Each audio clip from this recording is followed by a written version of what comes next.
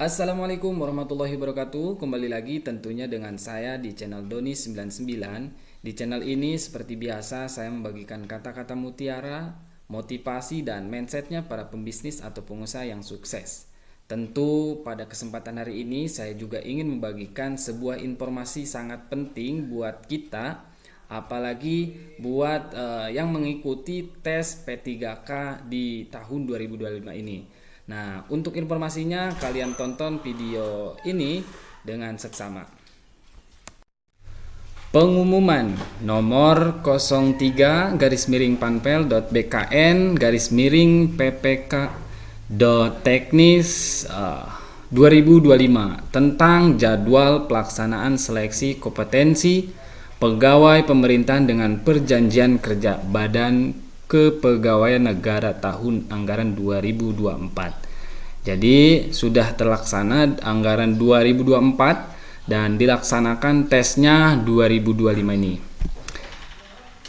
Periode 2 merujuk pada pengumuman Ketua Panitia Seleksi Pengadaan ASN Badan Kepegawaian Negara BKN tahun anggaran 2024 nomor 02 panpel.bkn-ppk P3K atau teknis 2025 tanggal 28 Februari 2025 tentang hasil seleksi administrasi pasca sanggah pegawai pemerintah dengan perjanjian kerja Badan Kepegawaian Negara tahun anggaran 2024 periode 2 dan menindaklanjuti surat Deputi Bidang Sistem Informasi dan Digitalisasi Manajemen ASN BKN nomor 6155-BKS.04.01 SD-E-2025 tanggal 11 April 2025. Hal penyampaian jadwal seleksi kompetensi P3K tahun 2024 tahap 2 di lokasi dalam negeri. Dengan ini kami informasikan hal-hal terkait seleksi kompetensi pegawai pemerintah dengan perjanjian kerja P3K BKN tahun 2024 sebagai berikut. Nomor 1, pelamar seleksi P3K tenaga teknis BKN tahun 2024 periode 2 yang nomor peserta dan namanya tercantum dalam lampiran 1. Pengumuman ini wajib mengikuti seleksi kompetensi dengan menggunakan komputer assisted test atau CAT pada waktu pelaksanaan dan di lokasi ujian sebagai terlampir. Rincian lokasi ujian, jadwal dan pembagian sesi pelaksanaan seleksi kompetensi P3K tenaga teknis BKN tahun 2024 periode 2 dengan menggunakan CAT adalah sebagaimana tercantum dalam lampiran 2 pengumuman ini. Peserta seleksi kompetensi P3K tenaga teknis BKN tahun ajaran 2024 atau periode 2 wajib hadir dan mengikuti ujian sesuai dengan jadwal dan lokasi yang telah dicantumkan.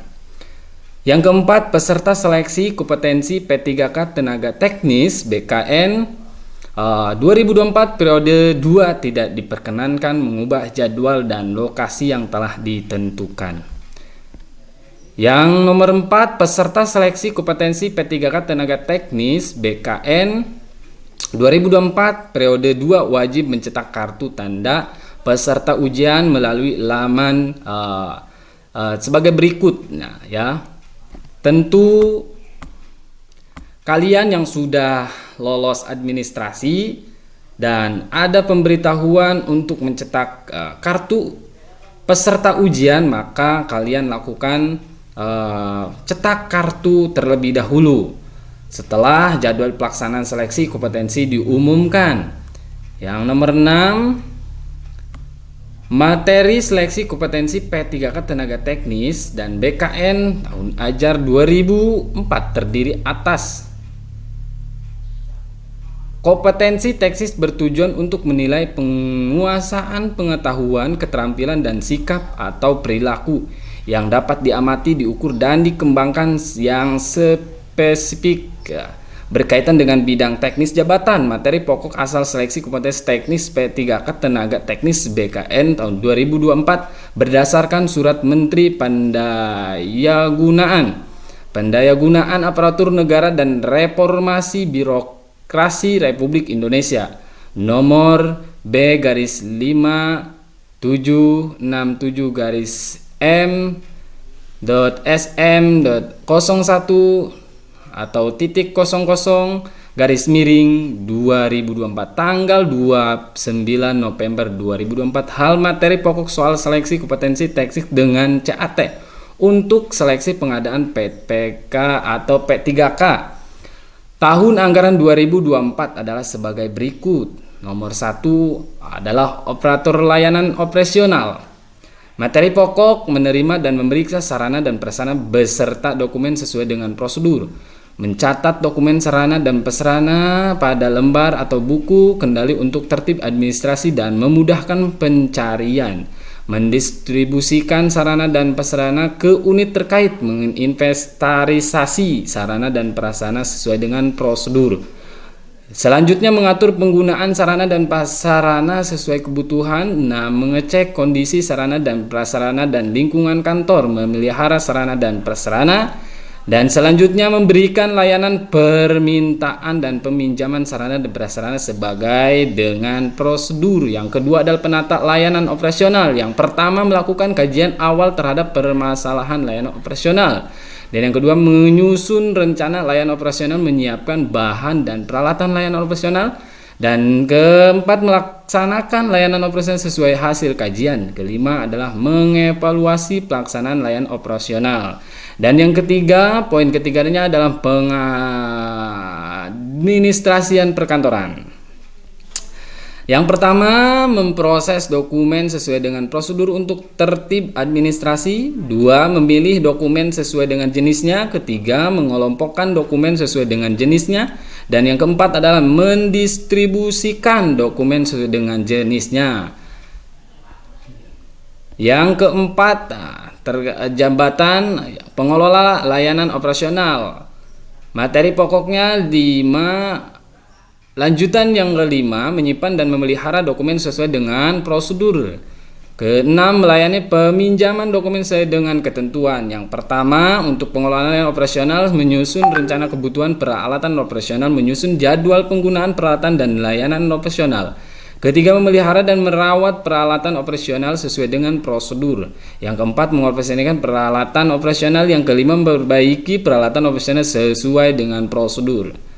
Dan selanjutnya ada poin B, kompetensi manajerial bertujuan untuk menilai komitmen, kemampuan, dan perilaku individu dalam berorganisasi yang dapat diamati dan diukur, meliputi integritas, kerjasama, komunikasi, orientasi pada hasil, pelayanan publik, pengembangan diri dan orang lain, pengelola perubahan, dan pengambilan keputusan.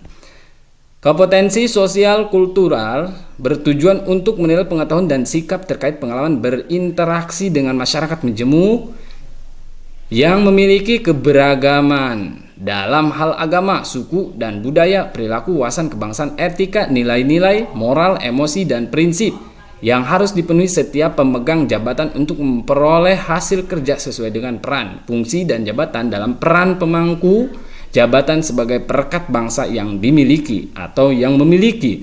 Yang pertama, kepekaan terhadap keberagaman. Yang kedua, kemampuan berhubungan sosial. Yang ketiga, kepekaan terhadap pentingnya persatuan dan empati. Yang keempat, wawancara. Yang poin D-nya, wawancara dengan menggali informasi non-kognitif yang bertujuan untuk menilai integritas dan moralitas, meliputi beberapa aspek yaitu kejujuran, komitmen, keadilan, etika, dan kepatuhan. Next, dengan ketentuan pelaksanaan, poin yang ketujuh, seleksi kompetensi PPPK atau P3K tenaga teknis BKN tahun ajar 2024 sebagai berikut. Yang pertama, nah ini juga sangat penting buat kalian, nanti akan melaksanakan tes tes P3K di tahun ini. Yang pertama, peserta hadir paling lambat 60 menit atau 1 jam sebelum dimulai. Peserta wajib membawa 1 kartu tanda penduduk, KTP asli, surat keterangan pengganti KTP asli yang masih berlaku, kartu keluarga asli, salinan kartu keluarga yang dilegalisir basah oleh pejabat yang berwenang. Yang nomor 2, kartu tanda peserta ujian asli yang telah dicetak berwarna, tidak hitam putih dengan printer berkualitas baik melalui laman casn.bkn.go.id. Peserta wajib mengenakan pakaian rapi dan sopan, kemeja atas berwarna putih polos tanpa corak, celana panjang rok dengan panjang dan belahan rok minimal di bawah lutut dengan bahan kain berwarna gelap. Tidak diperkenankan memakai kaos, celana rok berbahan jean, dan sendal menggunakan jilbab berwarna gelap bagi peserta yang berjilbab. Nah, next, dengan D, peserta menunjukkan kelengkapan dokumen persyaratan kepada panitia untuk diperiksa dan dipastikan bahwa peserta yang datang adalah peserta seleksi yang terdaftar. Dan selanjutnya, peserta seleksi melakukan pengenalan wajah dan scan barcode untuk mendapatkan nomor identifikasi pribadi registrasi. Pemberian nomor identifikasi pribadi registrasi ditutup 5 menit sebelum jadwal seleksi dimulai. Peserta wajib melakukan penitipan barang secara mandiri di tempat yang ditentukan. Peserta dilarang, dan poin G-nya, peserta dilarang yang membawa menggunakan buku, catatan, jam tangan, perhiasan, dan aksesoris dalam bentuk apapun, kalung, cincin, anting, gelang, bros, dan lain-lain. Ikat pinggang, kalkulator, peralatan elektronik seperti laptop, tablet, flash disk, telepon genggam atau alat komunikasi lainnya, dan kamera dalam bentuk apapun. Membawa senjata api tajam atau sejenisnya. Dan selanjutnya, menggunakan komputer selain untuk aplikasi CAT. Berbicara dengan sesama peserta selama seleksi berlangsung. 5. Memberikan suatu dari kepada peserta lain tanpa seizin panitia selama seleksi berlangsung. Keluar ruangan seleksi kecuali memperoleh izin dari panitia. Membawa makanan dan minuman dalam ruang seleksi. Merokok dalam ruangan seleksi. Menyebarkan soal seleksi melalui media apapun. Dan melakukan tindakan kecurangan dalam bentuk apapun. Peserta wajib mendengarkan pengarahan panitia sebelum pelaksanaan ujian dimulai. Peserta selama mengikuti ujian wajib melapor apabila ada keluhan kesehatan. Peserta dapat keluar dari ruangan seleksi apabila sudah menyelesaikan soal seleksi dan sudah mencatat hasil skornya serta meminta izin kepada tim pelaksana CAT BKN. Next, lanjut sanksi bagi peserta. Peserta yang terlambat hadir tidak diperkenankan untuk masuk mengikuti seleksi dan dianggap gugur. Peserta yang tidak membawa kelengkapan dokumen peserta dan atau terbukti memberikan dokumen palsu tidak diperkenankan mengikuti seleksi dan dianggap gugur. Peserta yang melanggar ketentuan sebagai dimaksud pada huruf C tidak diperkenankan mengikuti seleksi dan dianggap gugur juga. Peserta yang melanggar ketentuan larangan sebagai dimaksud pada huruf G angka 1 sampai dengan 8 dikenakan sanksi teguran lisan oleh tim pelaksana CAT BKN sampai dibatalkan sebagai peserta seleksi. Dan yang kelima, peserta yang melanggar ketentuan larangan sebagaimana dimaksud pada huruf G angka 9 dan 10 dikenakan sanksi diskualifikasi. 8 lain-lainnya, pengantar ke peserta seleksi berhenti di drop zone yang sudah ditentukan dan dilarang menunggu dan atau berkumpul di sekitar lokasi seleksi. Peserta dan pengantar tidak diperkenakan membawa dan memarkir kendaraan roda 2 ataupun roda 4 di dalam lingkungan seleksi. Biaya transportasi, akomodasi, dan konsumsi yang dikeluarkan peserta selama mengikuti seleksi menjadi tanggung jawab masing-masing peserta. Setiap informasi yang terkait dengan seleksi P3K Tenaga Teknis BKN T.A.2024 akan diumumkan secara resmi melalui situs www.bkn.go.id. Peserta seleksi diharapkan mengikuti dan memantau seluruh perkembangan pelaksanaan seleksi melalui situs tersebut. Kelalaian peserta dalam membaca dan memahami pengumuman menjadi tanggung jawab peserta dalam seluruh tahapan pelaksanaan seleksi P3K Tenaga Teknis BKN tahun ajaran 2024 tidak dipungut biaya. Bagi pelamar yang memberikan keterangan tidak benar atau palsu menyalahi ketentuan pada saat pendaftaran pemberkasan maupun setelah diangkat menjadi P3K, BKN berhak membatalkan kelulusan serta memberhentikan status sebagai P3K. Kelulusan peserta adalah prestasi dan hasil kerja peserta itu sendiri. Jika ada pihak yang menjanjikan kelulusan dengan motif apapun, baik dari pegawai BKN atau dari pihak lain, maka hal tersebut adalah tindak penipuan dan kepada peserta, keluarga maupun pihak lain dilarang memberikan sesuatu dalam bentuk apapun sesuai dengan peraturan perundang-undangan yang berlaku. Dan yang terakhir, keputusan Panitia Seleksi Pengadaan ASN BKN tahun ajar 2024 bersifat final dan mengikat. Dikeluarkan di Jakarta pada tanggal 16 April 2025. Ketua Panitia Seleksi Pengadaan ASN BKN 2024. Sekian dan terima kasih. Billahi taufiq wal hidayah. Assalamualaikum warahmatullahi wabarakatuh.